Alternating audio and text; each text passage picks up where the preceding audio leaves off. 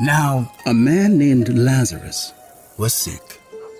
He was from Bethany, the village of Mary and her sister Martha. This Mary, whose brother Lazarus now lay sick, was the same one who poured perfume on the Lord and wiped his feet with her hair. So the sisters sent word to Jesus.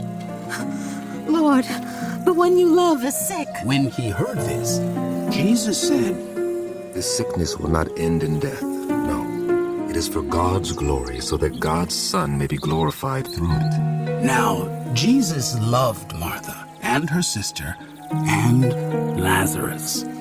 So when he heard that Lazarus was sick, he stayed where he was 2 more days. And then he said to his disciples, Let us go back to Judea.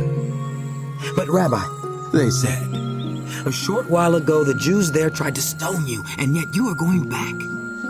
Jesus answered, Are there not 12 hours of daylight? Those who walk in the daytime will not stumble, for they see by this world's light. It is when people walk at night that they stumble, for they have no light. After he had said this, he went on to tell them, Our friend Lazarus has fallen asleep, but I am going there to wake him up. His disciples replied, Lord, if he sleeps, he will get better. Jesus had been speaking of his death, but his disciples thought he meant natural sleep. So then he told them plainly, Lazarus is dead, and for your sake, I am glad I was not there, so that you may believe. But let us go to him. Then Thomas, also known as Didymus, said to the rest of the disciples, Let us also go, that we may die with him. On his arrival, Jesus found that Lazarus had already been in the tomb for 4 days. Now Bethany was less than 2 miles from Jerusalem, and many Jews had come to Martha and Mary to comfort them in the loss of their brother. When Martha heard that Jesus was coming, she went out to meet him, but Mary stayed at home.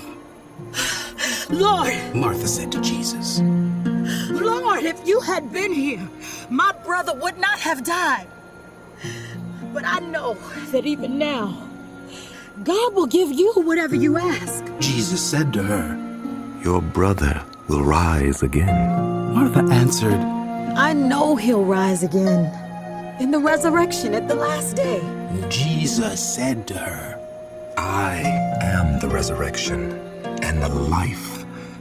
Anyone who believes in me will live even though they die. And whoever lives by believing in me will never die. Do you believe this? Yes, Lord. she told him.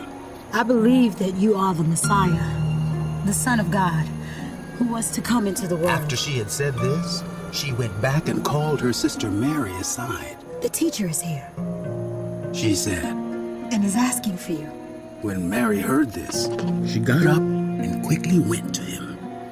Now, Jesus had not yet entered the village, but was still at the place where Martha had met him. When the Jews who had been with Mary in the house comforting her noticed how quickly she got up and went out, they followed her, supposing she was going to the tomb to mourn there. When Mary reached the place where Jesus was and saw him, she fell at his feet and said, Lord, if you had been here, my brother would not have died.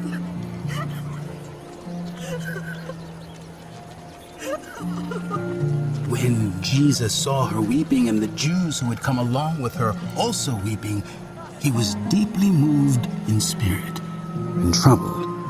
Where have you laid him? Come and see, Lord. Jesus wept. Then the Jews said, See how he loved him. but some of them said, Could not he who opened the eyes of the blind man have kept this man from dying?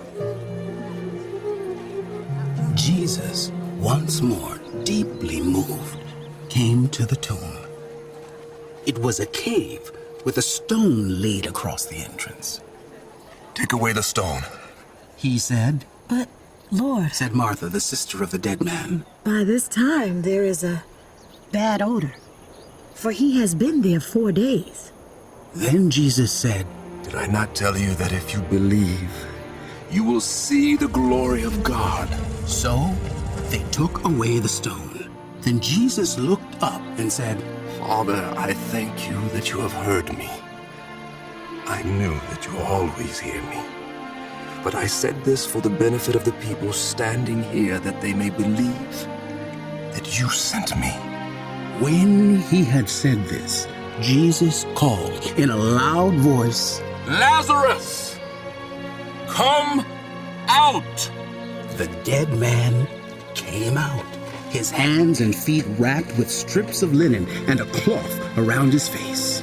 Jesus said to them, Take off the grave clothes and let him go. Therefore, many of the Jews who had come to visit Mary and had seen what Jesus did put their faith in him.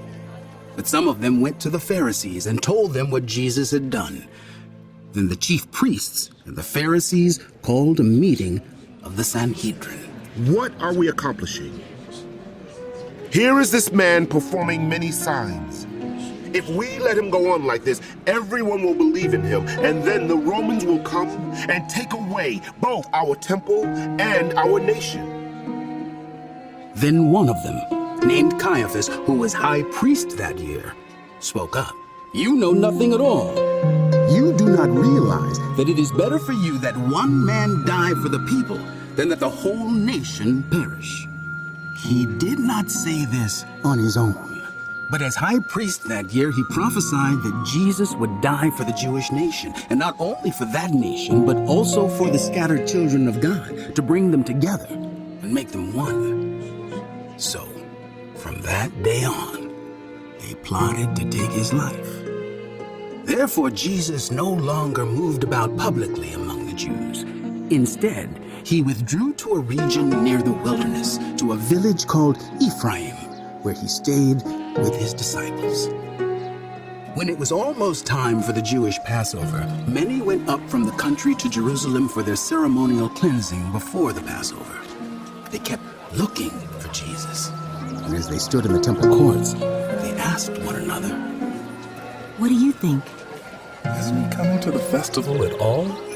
But the chief priests and the Pharisees had given orders that anyone who found out where Jesus was should report it, so that they might arrest him.